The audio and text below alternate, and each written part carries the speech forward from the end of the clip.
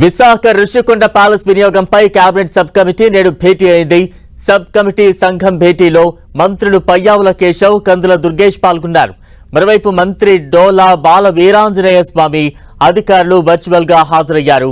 టాటా, లీలా group వంటి పలు ప్రముఖ దిగ్గజ సంస్థలు ప్యాలెస్ వినియోగానికి ముందుకొచ్చిన అంశంపై సమావేశంలో చర్చించారు. టూరిజం సహా పలు రకాల వినియోగానికి సదరు సంస్థలు డిపిఆర్ ఇచ్చినట్లు మంత్రులు తెలిపారు. సంస్థలు ఇచ్చిన డిపిఆర్ పై కేబినెట్ సబ్ కమిటీతో లోతైన విశ్లేషణ చేసింది. ప్రజల నుంచి సేకరించిన అభిప్రాయాలపై కూడా చర్చించింది. మరోసారి ఎల్లుండి సమావేశం కావాలని తీర్మానించింది. ఋషికొండ ప్యాలెస్ పై చాలా ప్రతిపాదనలు వస్తున్నాయని రాష్ట్ర మంత్రి పయ్యావుల కేశవ్ అన్నారు. తాజ్, లీలా గ్రూప్ వంటి సంస్థల ప్రతిపాదనలు తమ పరిశీలనలో ఉన్నాయన్నారు. ప్రజాభిప్రాయాన్ని కూడా పరిగణలోకి తీసుకుంటున్నామన్నారు మంత్రి. చివరి 2 బ్లాకులను పర్యాటకుల కోసం కేటాయించే ఆలోచన చేస్తున్నామన్నారు. ఈ విషయమై ఎల్లుండి మరోసారి భేటీ అవుతామని ప్రకటించారు.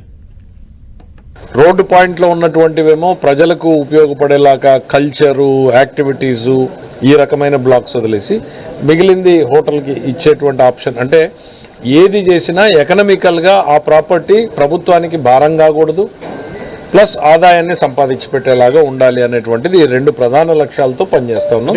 ప్రజలకు ఉపయోగపడాలి. సో అంటే ఈ 3 కాంబినేషన్లో వర్కౌట్ చేస్తాం. బ్యూటిఫుల్ హోటల్ని క్రియేట్ చేయగలిగితే మొత్తం ఉపయోగం లేకొస్తాయి.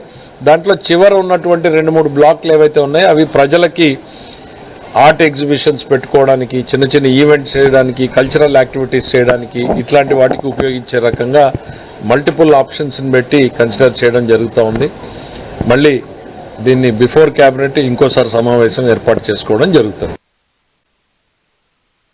ఋషికొండ ప్యాలెస్ ను అందమైన హోటల్ గా మార్చగలిగితే ప్రభుత్వానికి ఆదాయం వస్తుందన్నారు పర్యాటక శాఖ మంత్రి కందుల దుర్గేష్. అదనపు స్థలం లేదనుకుంటే ఉన్న దాంట్లోనే 2 ఫ్లోర్లు అదనంగా వేయాలని అభిప్రాయపడ్డారు. చివరి 2 బ్లాకులు ప్రజలకు చిన్న ఈవెంట్ల నిర్వహణకు ఉపయోగించవచ్చని తెలిపారు. గత వైసీపీ ప్రభుత్వం రాష్ట్రంలో ఆదాయం వచ్చే భవనాలను కూలగొట్టి ప్యాలెస్ కట్టిందన్నారు. అందువల్లే ఇప్పుడు ఇబ్బందులు వస్తున్నాయని తెలిపారు. టూరిజంకి అత్యధిక ఆదాయం వచ్చినటువంటి ఋషికొండ మీద రిసార్ట్స్ ఉండేవి. మాకు సంవత్సరానికి 7 కోట్ల రూపాయల ఆదాయం వచ్చేటువంటి పరిస్థితి నుంచి వాటిని పడగొట్టి అక్కడ ప్యాలెస్లు కట్టేశారు.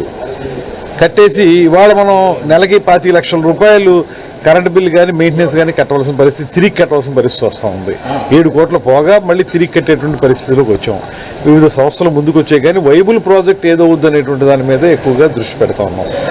మాకు నిన్నటి వరకు ఋషికొండ ప్యాలెస్, ఆ ప్యాలెస్ పైన ఇంకొక 60,000 చదరపు అడుగుల్లో మనం నిర్మించుకోవడానికి అవకాశం ఉంది. కాబట్టి ఆ ప్యాలెస్ పైన రూములు వేసి హాస్పిటాలిటీ ఇండస్ట్రీకి ఇవ్వాలనేది ఒక ఆలోచన ఉంది. దాంతోపాటు కింద 9 ఎకరాలు ఉంది. ఆ 9 ఎకరాలను కూడా వినియోగంలోకి తెచ్చుకోవచ్చు అనేటువంటి ఆలోచన నిన్నటి వరకు ఉంది మాకు. ఇవాళ మనం మళ్ళీ డీటెయిల్గా అంతా డిస్కషన్ చేసి చూస్తే 9 ఎకరాల్లో 7 ఎకరాలు ఇంచుమించు హైటైడ్ లైన్లోకి వెళ్ళిపోతున్నాయి. సముద్రం ఆటుపోట్లలో పెద్దగా వస్తే ముందుకు వస్తే అక్కడ 7 ఎకరాలు కవర్ అయిపోతుంది. ఇంకా 2 ఎకరాలు మిగులుతుంది. దాంతోపాటు సిఆర్జెడ్ రూల్స్, ఇప్పుడు దాన్ని ఏ రకంగా చేయగలం, దీనికి ఆల్టర్నేటివ్ ల్యాండ్ ఇంకో చోట ఏమన్నా చూడగలమా అక్కడే ఆ కొండకట్టు వైపు, దాని ద్వారా మళ్ళీ దీనికి హాస్పిటాలిటీ ఇండస్ట్రీకి ఎవరికి ఇవ్వగలుగుతాం. వచ్చినటువంటి ప్లేయర్స్ అందరూ కూడా 9 ఎకరాలు ఉందనేటువంటి ఆలోచనతో వచ్చారు కనుక వారిని ఏ రకంగా వాళ్ళకి ఆల్టర్నేటివ్ ఇచ్చి ఇందులో మనం సెలెక్ట్ చేయగలుగుతాం. ఇవన్నీ కూడా చాలా డీప్గా డిస్కస్ చేయవలసినటువంటి పరిస్థితి వచ్చింది.